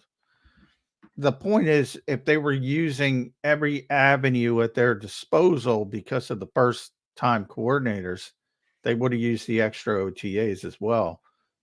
It's an organizational decision, and it's based on what happened last year. I also think you could add too, and into it, you lose Kelsey and Fletcher Cox, who BMO points out in the chat. This is a year where you want to establish those new leaders, establish the new voices, build a cohesive unit. So from a leadership, a team bonding, you talked about them, may do a team exercise. I think it makes sense from that perspective. You don't have two of your biggest veteran leaders in the locker room.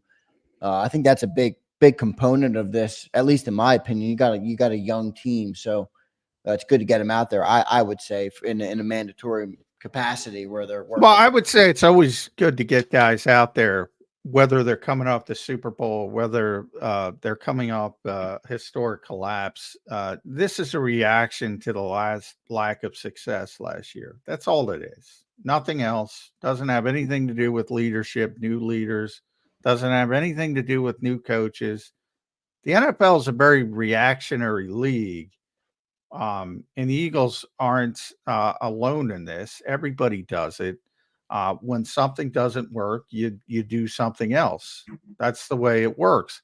If they had continued on their path of 10-1 and say finished with 13 wins even, maybe losing the divisional round instead of embarrassing themselves in the first round, they probably don't have this mandatory minicamp. Even if they change coordinators, they probably wouldn't. Because of what happened last year, that's why it's happening. But as far as Nick always wanted a mini camp.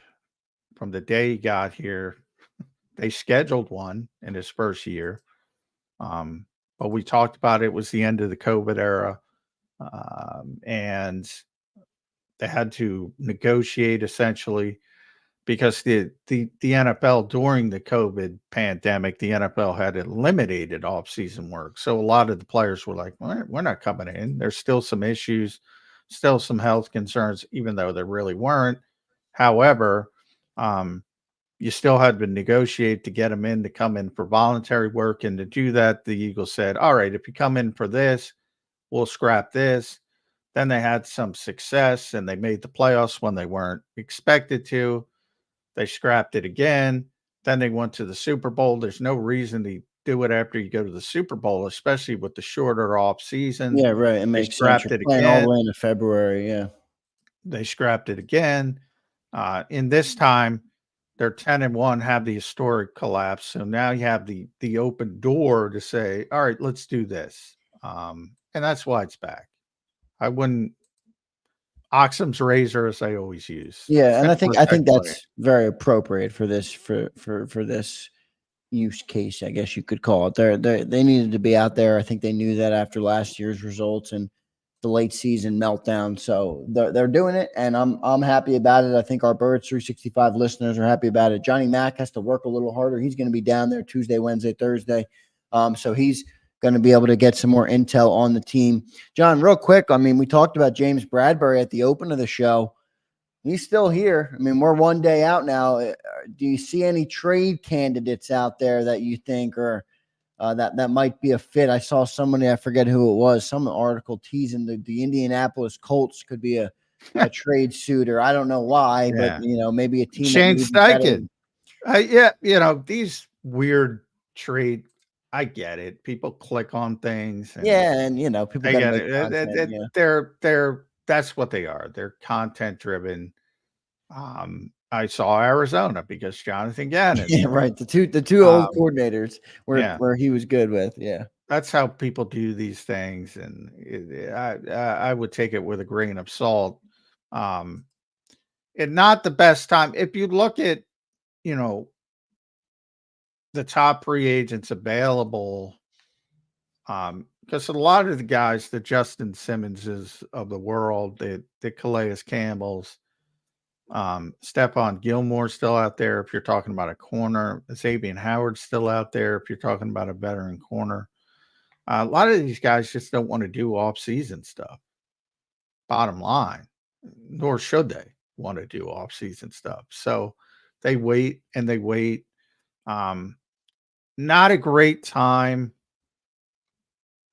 in my opinion, to pull off a trade because you're about to wrap up off-season work around the NFL. So they're not going to get much done, obviously, coming in.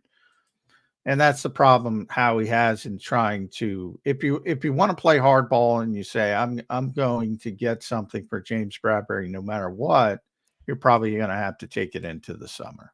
Probably. Yeah, and I think that I can't say for sure, but it certainly looks like they might be going that direction because he's still here. It's June 3rd. We're one day away from the mandatories. I have a feeling James is going to show up tomorrow. Do you think he'll be there? Yeah, I think he'll be there. It's only 100,000, but you only say only 100,000 when it's not your money. I don't care how rich I am. I'm not giving up $100,000 for no reason. Exactly. So there's a lot of ways it can go, and the fact that the Eagles could simply release him. They could have him show up and just say, as I said, he's got a little bit of a groin or a calf. You don't even have to talk about injuries this time of year. Have him just sit on the sidelines. Or he could show up and take the first team reps, which, again, doesn't make a lot of sense for him, doesn't make a lot of sense for the Eagles. And that's why I said, to me, the juice isn't worth the squeeze. And because what you're angling for is a day 3 conditional pick. Is that really worth it as opposed to the goodwill you would generate by saying, look, we've gone in a different direction, but we're not going to hold you hostage. At the same time, they've already held him hostage too far. So you're already halfway down that route. Well, let's apply then, John, the Occam's razor that you love to use as the simplest explanation. If they haven't gotten rid of him to this point, the last time I know Howie Roseman's not under oath when he's talking, but the last time he spoke about James Bradberry, he said, "Look, he's under contract. He's a part of our plans." Is he a part of their plans? I mean, our friend in the chat, Twiz, points out, and I agree with this. I just don't think they have room for him on the roster. I'm still on the side that Bradberry wasn't used correctly and still could be a decent corner if he has say it all the time. I think he'd be great with Vic Fangio after, but you complicate it because your young guys who you've drafted and who are all over the roster are not going to be able to get on the field. So I think it's complicated from that perspective. But back to my Occam's razor point, the simplest explanation, like it's June 3rd, they haven't cut him. Camp is tomorrow. Last time Howie spoke, he said they're going to keep him around.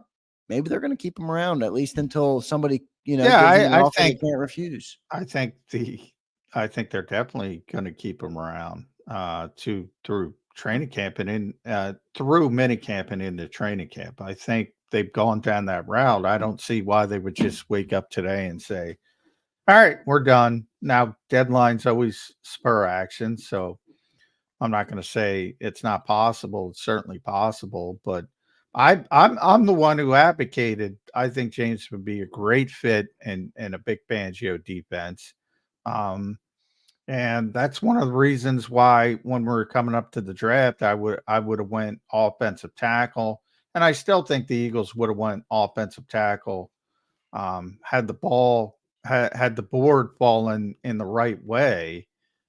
It didn't though, and they got Quinyon Mitchell, and then they got Cooper DeJean. That Cooper DeJean pick, that was a Jeffrey Lurie pick. Yeah, but the whole he might not say that until he's good, but the whole point is you took two outside corners, and the Eagles scouted Cooper DeJean as an outside corner, even though he has versatility to do other things. James isn't going to be a backup. He's not going to help on special teams. And oh, by the way, you got a bunch of other guys. Isaiah Rodgers opening eyes, Kaylee Ringo, Eli Ricks. Ringo's a great special teams player. Rodgers is your potential kick returner, so he'll help on special teams. Ricks wasn't that great, but still, he's a young guy, he's a coverage player. James, if you're a backup corner, you need to play special teams, and James isn't going to do that. So he's not going to be a backup. Could he be a starter? I said week one, probably you're going to be better with James Bradberry than Quinyon Mitchell. Well, that's part of I think that's part of the evaluation, right? Like you always say, Howie Roseman has a different job than Nick Sirianni. So if James Bradberry shows up to camp and goes through training camp and all those things, like I'm pretty confident in saying James Bradberry is going to be your starting cornerback in week one if he's here, because I think he's better than the other options. For Nick Sirianni, he makes you a better football team than the young guys. But that's where I think Howie's got a balance where, like, do you even want to give the coaches that option? Because I think Vic Fangio will probably take it. And the same thing, and that's why there's always all these unintended consequences. If you had James around and he's the best corner you have for Vic Fangio and Nick Sirianni trying to get ready for the Packers, and then you're stunning the potential growth of Quinyon Mitchell. He's not getting as many first team reps. Cooper DeJean's not getting as many first team reps. There's more to it than people tend to think about. So they've signaled where they're going here. I would say 98% Bradberry's not going to be with the Eagles against the Packers. So again, is the juice worth the squeeze of holding out and holding out and holding out and holding out for a potential conditional day 3 pick? For me, it isn't. For Howie, maybe it is. Maybe he's more competitive. Not maybe, he definitely is. Yeah. But there are positives off the field, contract related, agent related, to allowing a player who's done as much as James Bradberry did for you in 2022 a longer rope to try to get his next job than sitting around and worrying about, as I said to Mike Gill last week, conditional third, Sam Hinkie, oh, I gotta win this, I gotta win this, I gotta win that. There are advantages to that maybe people can't see for allowing a player like Bradberry to get on the open market a little bit quicker, but they've already gone down pretty far, so it seems like they're going to push it. We'll take another commercial break. Johnny Mac and I have just 20 minutes left to play on Birds 365. So I got one question for John when we return from the break, and it has to do with how improved are the Eagles this offseason. Was it an improvement offseason? Was it a regroup offseason? They landed on an interesting list, so I'll run that by Johnny Mac when we come back, and then maybe we'll close it out with his thoughts on that Marcus Hayes piece. I thought that was interesting. I got to be honest. I know not everybody in the chat liked it, but look, he had me thinking like crazy on June 3rd about something I haven't thought about in a long time. So since the end of the season. So pretty good stuff from Marcus Hayes. We'll come back and we'll put we'll close up this Monday edition of Birds 365 heading into training camp. Stay tuned, everybody. One more segment to go here on Birds 365. If you missed any of today's show on the JAKIB Media channel, listen to the podcast on your way home. Available on YouTube, Apple, and Spotify.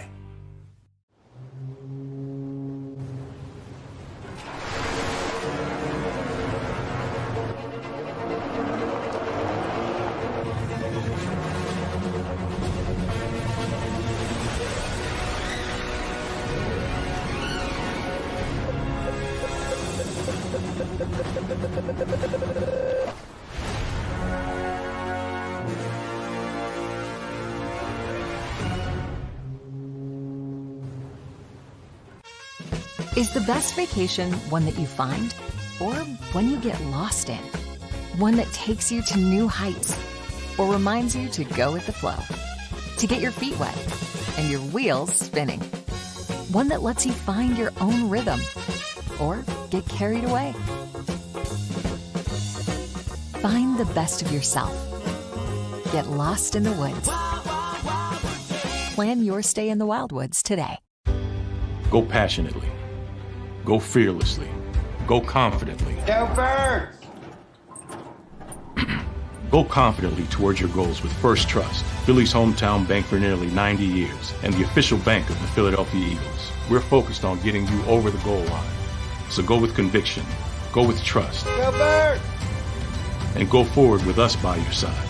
First Trust Bank, the official bank of Philadelphia dreams. Oh, and go Birds. Listen, if we even think you owe us money, you won't know what hit you. We'll put liens on everything you own. Raid your bank accounts, retirement fund, pension. You'll open up your paycheck and cry because we'll already have the money. We'll haul you into federal court and you might even go to jail. Hey, it's our job. Don't fight the IRS alone. The Tax Doctor is here to help you negotiate your tax bill and reduce your stress. Our experts will fight for you using IRS guidelines to stop any IRS actions like bank levies or wage garnishments. Plus, eliminate penalties and interest and reduce your past tax bill so you pay the IRS less. Help is here to deal with the IRS to reduce your stress. If you owe $10,000 or more in back taxes, do not call the IRS alone. Call a tax doctor now for a tax emergency analysis. I'd have my mom call the number on the screen. You come see me alone. We'll work it out.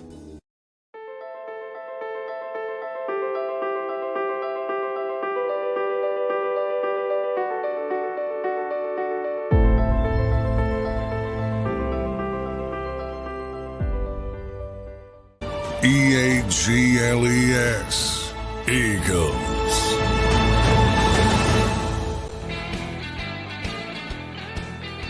Welcome back in, everybody. A mini camp Monday edition of Birds 365. It is June 3rd, June 4th, 5th, and 6th. The Eagles will be at mandatory minicamp. At least that's what it's scheduled to be right now. So waiting to hear on the scheduling of that. Johnny Mac will be down at NovaCare for the minicamp. So pretty good stuff coming up all week. We'll have a great week of Birds 365 with plenty to talk about. So make sure you guys are tuned in every day. Drop a like on the show, help the show grow. We appreciate all of your support in the chat. Mike, Quan, Tavern, Nikki, James, Daz, SMD, Eagles, Twiz, everybody in the chat. We appreciate all of you, and anybody I missed, I'm sorry for missing you, but we appreciate your presence here today. Johnny Mac, I'm going to look back real quick before we look forward. How do you view this offseason for the Eagles, at least to this point? Do you view it as a team went out aggressively to get better? Do you view it as managing the transition, natural turnover of the roster in the NFL? How do you view the offseason and the moves that Howie made this offseason? I would say they're definitely aggressive. Starting with Saquon and moving from there. They're certainly indicated the window remains open from the organization's perspective. We'll see if that's realistic. The one notable exception being Hassan Reddick, and I think that had more to do with it's more complicated. If you go back to when Howie got a little bit upset, it's a more complicated decision than Hassan Reddick versus Bryce Huff, which so many people boiled it down to. And that one will certainly be the microscope will be on it. And I think it's got a chance to look bad because Hassan is going to a team with a really good defense, really talented defense, and I think he's going to have a big year. And then maybe 2-3 years down the road, it looks better. But that's something you have to deal with when you're a GM, because people are going to always worry about the immediacy. And as you mentioned before, and I constantly say, his job's a little bit different than Nick Sirianni's, whose is, win on game day, no matter what, by hook or by crook. I think it's interesting, John. Jeffrey Chadia, his name is, let me pronounce, make sure. Yeah, Jeffrey Chadia, who's a writer columnist for NFL.com. So works for the league, obviously, on NFL.com. He put the Eagles at number 2 on his 9 most improved teams in the offseason. And I'm excited about the Eagles offseason, but I don't really view it like that. Maybe I'm wrong, and I'm certainly okay to be wrong, but I view it more as like, really the only major improvement I guess you made was Saquon Barkley. And we could debate how much of an improvement that is, and then CJ Gardner-Johnson. But I mean, they took the draft picks where they were. They replaced Hassan Reddick with Bryce Huff. You lose Jason Kelce and Fletcher Cox. So you're hoping for a bigger role for the young guys. I don't see it as like they made these tremendous leaps to try and get over the hump. I kind of look at it as how he did a good job at managing the roster turnover, and he replaced. I don't know, but I've seen it from enough people. I don't know where Jeffrey was going, but I've seen it from enough people. It's all Barkley related. I mean, his was also, I guess, the draft picks and Bryce Huff, but there is such a disconnect between what that guy's accomplished and what people think he is. I'm almost going to guarantee disappointment, because how do you live up to it? The expectation is super high. I mean, you're right about that for sure. Now, I don't fully agree with your assessment that of how he helps this team. I do think he's going to be a big help for this team. I see where you're coming from, but I think you're right. I mean, the expectation on this is tremendous. I've been saying it, and people hate it, and they hate Marcus for pointing out, and I disagree with Marcus's assessment of Jordan Davis and Jalen Carter. I'm more Eagles fans are on Marcus's side than my side when it comes to Jordan Davis. It seems that way, at least from the feedback I get. You've been pretty clear about that for a long time about Jordan Davis, so I'll give you credit for that. But with Barkley, it's like it's a combination of Jim Brown and LaDainian Tomlinson. I'm like, what are we talking about here? You saw the guy play with the New York Giants for 6 seasons. It ain't a small sample size. I don't know why people are going back to Penn State. Well, he was this at Penn State. He was number 2. Yeah, I do think a lot of people are, and maybe they're overvaluing it, but I think people just like that Giants team was so bad. And it does matter for a running back. Like having a good offensive line can change. Didn't matter for Adrian Peterson. If you're that good. Okay, that's a good point. If you're that good, it shouldn't matter that much. No. Would it matter? Yeah, of course it'll matter. But then the second part of that is, which I keep talking about, and Marcus brought it up as well. A.J. Brown is the best football player in the Philadelphia Eagles. I say it all the time. This is a pass-driven league. It's a owner who understands that. Saquon Barkley was brought in here to be a complementary player. Nothing wrong with that. That's the way he should be used. And hopefully he plays that role very, very well. But I think there's this mentality that he's going to be the guy. He might be the guy if they're up 3 touchdowns in the fourth quarter to close out games. Hopefully he's that guy. But if you think they're going to build the offense around Saquon Barkley, that's another. People are going to be really, really disappointed.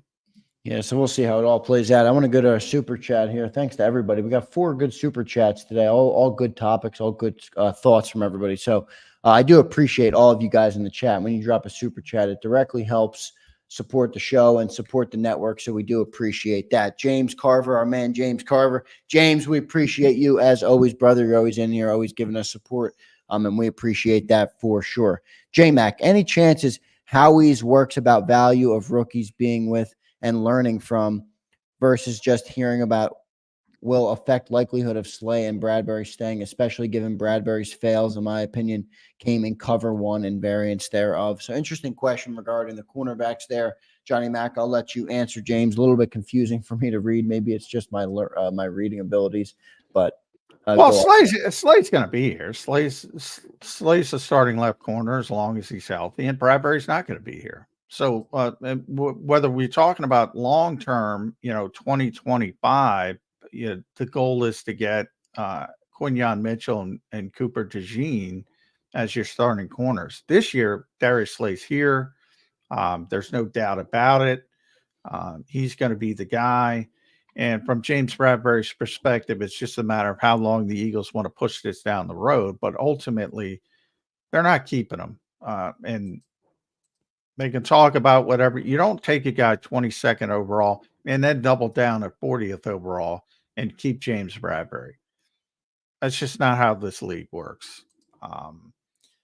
Would I have liked to have seen them go in a different direction if the board fell the right way? I said it all the time. I think Bradberry would have a bounce back season. Not only has it been his history, but he would have I think he's a great fit for what Big does. Big is not going to play him out of position like they did at times last year, and I think that affected Bradberry's status and how he was playing as well.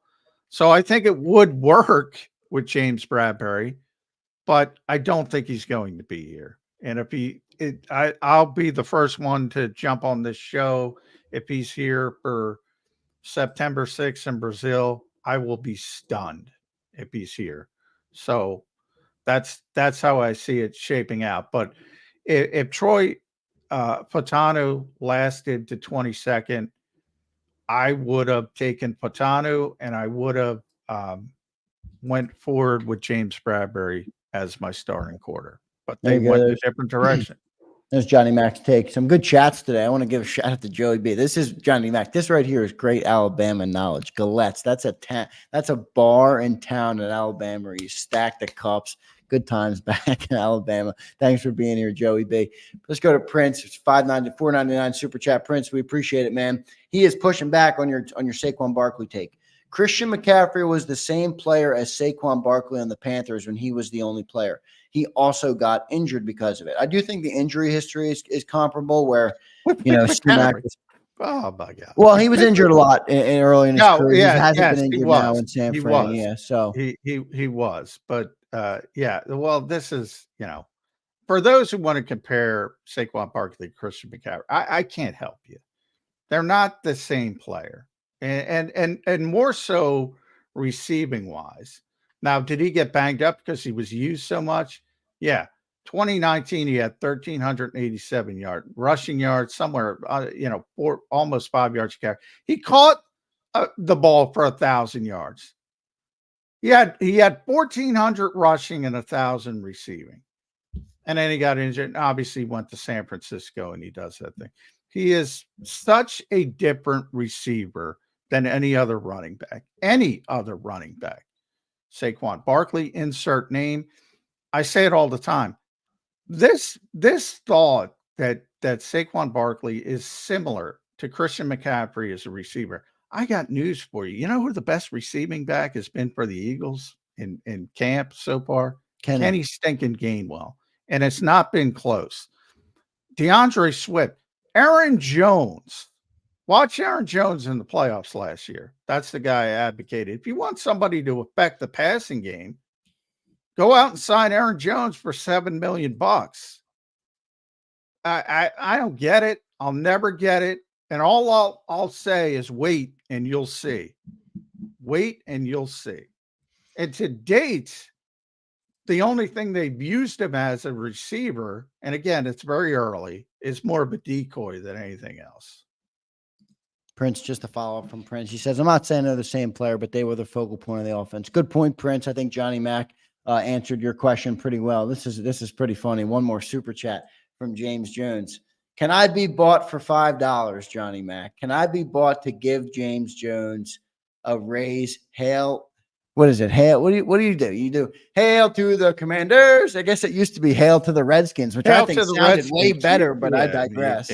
You can't. Do they still? I don't. Do they? They don't use that song. I think they still do. I mean, I don't know. James is our resident Commander fan. If they do, that's awful. Yeah, it used to be hail to the Redskins, which sounded a lot better than hail to take command or whatever it is. Hail to the Commanders or whatever it is now. But James, that's the best you're going to get out of me, man. We appreciate, but I do appreciate you always being here. You are the resident Commander fan of the JAKIB chat. So I like where Washington is finally going. I mean, yeah, I do too. I got to be honest. Just getting away from Daniel Snyder. I mean, that's going to be a huge advantage for Washington. For those who listen to the show pre-draft, I'm a big Jaden Daniels guy. I think Jaden Daniels is going to be the best quarterback in this draft, ultimately. So, unfortunately, he's in the NFC East, but we'll see how it shakes out. Yeah, I think Jaden Daniels is going to be good. I am with you on that. All right, Johnny Mack, we've reached the end of the show here. We got about a minute or two left to play. The fans are not happy I gave James his hail to the Commanders or whatever it is. But James is here every day. Come on, guys. I mean, I appreciate James. He supports the channel. He supports what we're doing here.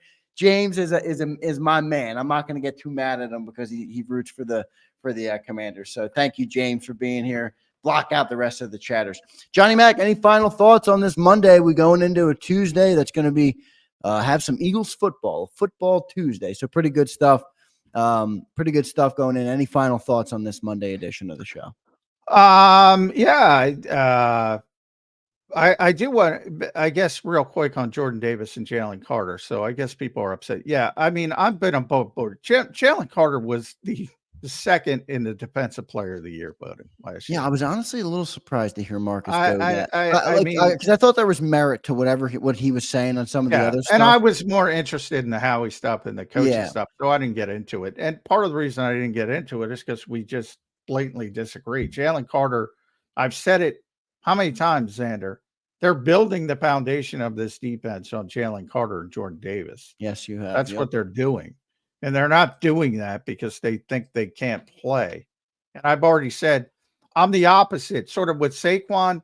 John Wooden, Bill Walton passed away. Great basketball player. Rest in peace, Bill. And he did a bunch of talking, and it came up when people were posting clips about John Wooden, the great coach from UCLA. And one of the things he said was, if you think like everybody else, you're not thinking. So, I'm all the people on board with Barkley. Yeah, you're overrating the guy. Davis, you're underrating the guy. I don't care what a million people think. If you're going along with the group think, you're probably not thinking yourself. That's my last thought. Well, no, that was good. I'm happy you clarified that, because I do think I like I said, I don't have a problem with Mark. I like Marcus Hayes. Not everybody does. That's fine. I like his ability to mean what he says and say what he means, and he puts his flag in the sand and he digs it in. And I like that. I like that for somebody that's in the content business. But I definitely didn't agree with just the part of it that the two young D tackles are going to make or break Howie Roseman or have anything to do with it. I thought they were a win. I think that you could put them in the Howie Roseman win column, especially Jalen Carter at this point. But let me go one more super chat we got from James Carver. Since I gave in on the $5 for the Hail to the Commanders, I will give you a War Damn Eagle for Auburn. James Carver is an Auburn guy. So, James, thanks for being here as always and for your support. Barkley. Yeah. Charles Barkley. There you go. One more super chat. J-Mac is my cheerleader for JD and Jalen Carter, but that's because he knows how DT and nose tackles play. Cheer on J-Mac. So, James, loving your breakdowns of the defensive tackles. But he's right, because a lot of people are getting that wrong about these defensive tackles and the positions they're playing. And we've talked about it on our defensive breakdowns on Birds 365. So pretty good stuff all around. Johnny Mac, good show today. I thought Marcus was great. I thought our segments alone were great as well. I thought the chat was great today. Some great stuff in the chat. Some people upset with us, but that's all right. That's always how it's going to be. That's usual. Chats. Yeah. So we appreciate all you guys, James Jones, Daz, Eric, James Carver, Kevin Savard, Niners all damn day, SMD Eagles. Appreciate Twiz, the Jigga, who's always here. We appreciate all of you, each and every one of you, even if you're a Commander fan, Cowboy fan. I don't care what you are. If you're watching JAKIB Sports, I'm a fan of you. So we appreciate that very much. Johnny Mac, thanks for the good insight today. We'll talk to you tomorrow on Birds 365. All right, man? All right, sounds good. Thanks, guys. Thanks, everybody. Thanks, Johnny Mac. See you tomorrow, everybody. You've been listening to Birds 365, the destination for the passionate Eagles football fan who bleeds green. If it's Eagles football, we're talking about it. Debate inside the locker room and guests that are some of the greatest football minds from around the region. We hope you enjoyed the show. We know we had a blast. Make sure to like, comment, and subscribe, and we'll be back soon. But in the meantime, hook up with us on social media at JAKIB Sports. See you next time on Birds 365.